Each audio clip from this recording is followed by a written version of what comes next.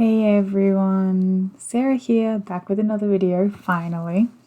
Today we will actually be talking about writing. Finally, I know.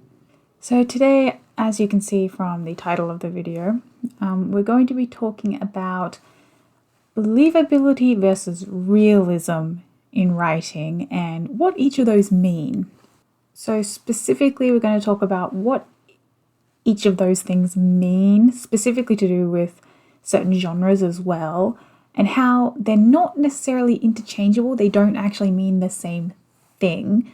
And depending on genres, one might be more important than the other. And we're going to talk about why it's important and also why for some people it might not be as important. So obviously this discussion comes up a lot. Specifically, you hear it a lot more regarding genres that have some sort of element of fantasy, and I don't just mean magic, I mean just unreality. So things like fantasy, science fiction, horror, anything that has some sort of element that is outside of our real world. So you also hear it a lot when people talk about movies, and specifically when they're talking about bad movies or movies they thought they weren't very good. A common critique that people will have of a movie will be, that wasn't realistic. This scene wasn't very realistic.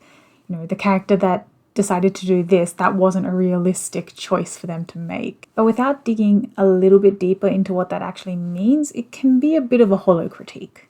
So first, we'll start with realistic or realism in writing or fiction. So what is realistic? What does it mean? So when you have a story that's fiction, obviously it's not real. That's the whole point of fiction. However, no matter what type of story it will be, whether it is some high fantasy in a fantasy world with magic and dragons and everything like that, or in the real world, something that's based in our own reality, that world will have set rules. It will have its own factual reality built into the story. And so whether a plot point or a character or an action or a scene is realistic for that story will depend entirely on how accurate, how factual it is to that established reality. So for example, if we were talking about Terry Pratchett's Discworld novels, it wouldn't be fair to call them unrealistic simply because they don't conform to our reality. So just because they don't follow the rules of our real world, there's no real magic, there's no actual chest with hundreds of feet attached to it following people around in the real world. But because Terry Pratchett's stories are set in their own particular world with their own rules, the realism for that story will depend entirely on those rules and those facts of reality. So it would be an unfair critique of his writing to say it's not realistic. However, if, for example, we were talking about a procedural crime novel or a detective novel, something that is set heavily in the real world or something based around the real world, then it would be a fair critique to say it's unrealistic if suddenly the killer has supernatural powers towards the end of the book. Unless that story is set within a world and genre where that is considered factually possible, real, then you can say it's unrealistic because the genre expectations of that story being a crime thriller or something in the real world means that that's not physically possible. That defies the reality established for that genre, for that story world. So in essence, realistic or the realism of a story depends entirely on the actual world the story is set in. It doesn't only mean how accurate to our reality something is. It depends on how accurate to the reality of the story something is. So if realism is talking about the facts of the world, the reality of the story, then what about believability?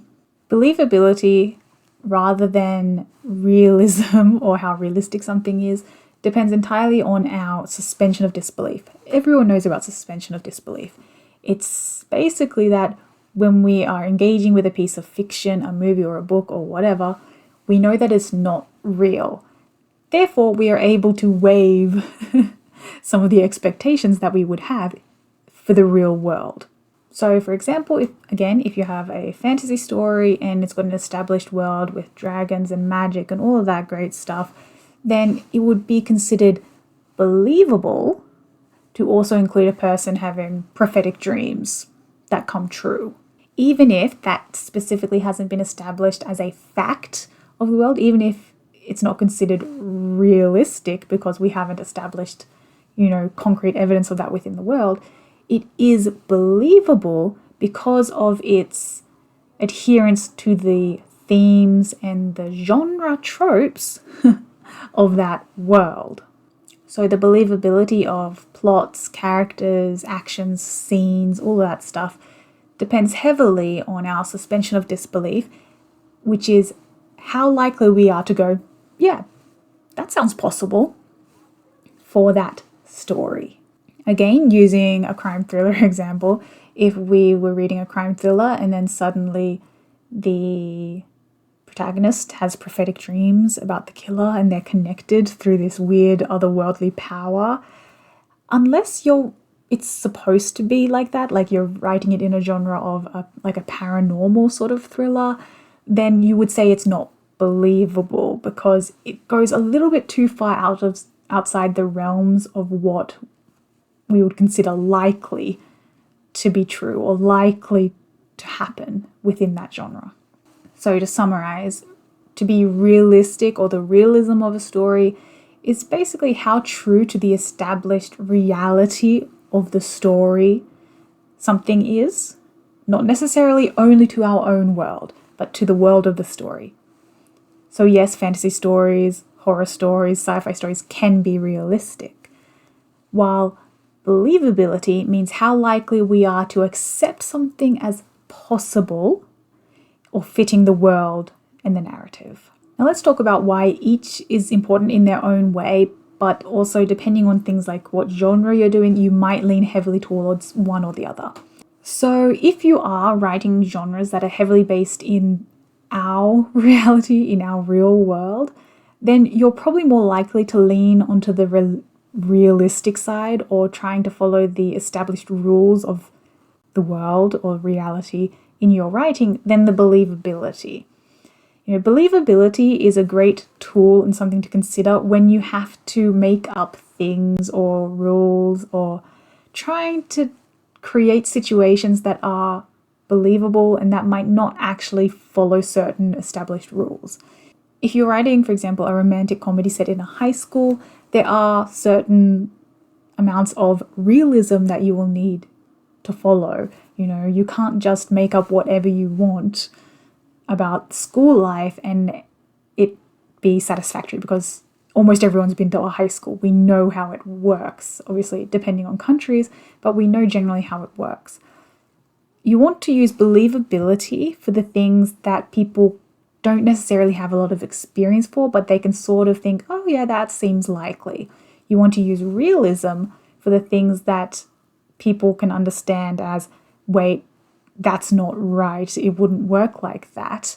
So for example, a story set in a high school, you're not going to get away with, for example, the characters having their school day start at 11 a.m. At least not where I live. So, that would be unrealistic. Would it be believable if you changed it to that something happened and they were late to school and their day started for whatever reason at 10 or 11 a.m.? Yes.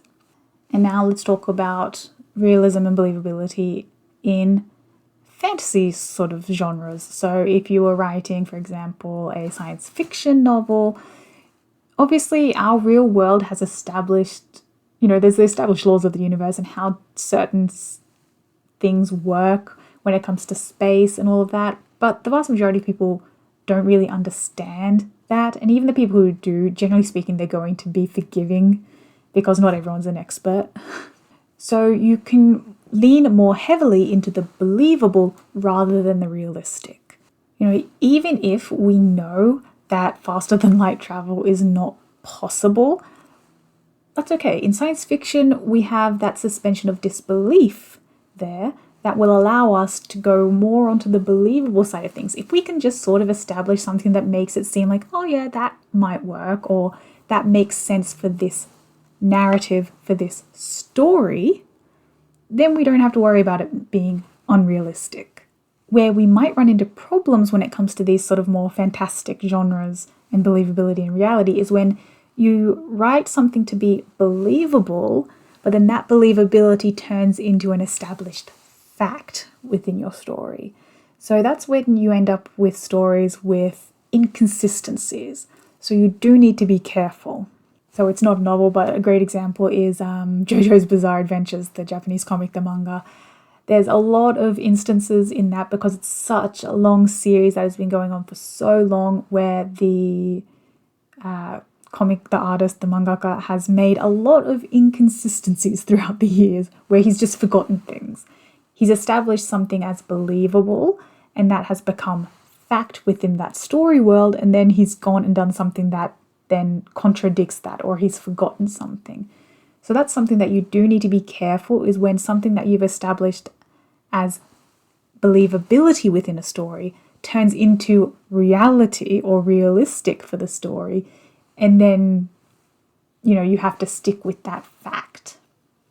Believability can be bent, it can be malleable, but realism, depending on whatever the genre and whatever that means for that story, is generally not so flexible. Okay, so I hope that that explanation helped a little bit to understand what the general differences are between something being believable or something being realistic, and how realistic doesn't always mean the same as our reality or following the laws of our natural world. And also that believability doesn't have to be something that only works in a fantasy world. You can use it in a story that is pretty much heavily set in the real world. So that's it for today's video. I hope it helped at least a little bit. Let me know in the comments if you have any thoughts, what your opinions, whether you think one's more important than the other, or, you know, how you see it, because we all have different ways of viewing these sort of ideas about fiction and about narrative. So yeah, leave a comment below. I'm going to be getting back into regular uploads as well, so like and subscribe if you want to keep track and see the videos when they come out. But yeah, so until next time, keep those fingers on the keyboard, everyone, and I'll see you in the next video. Bye.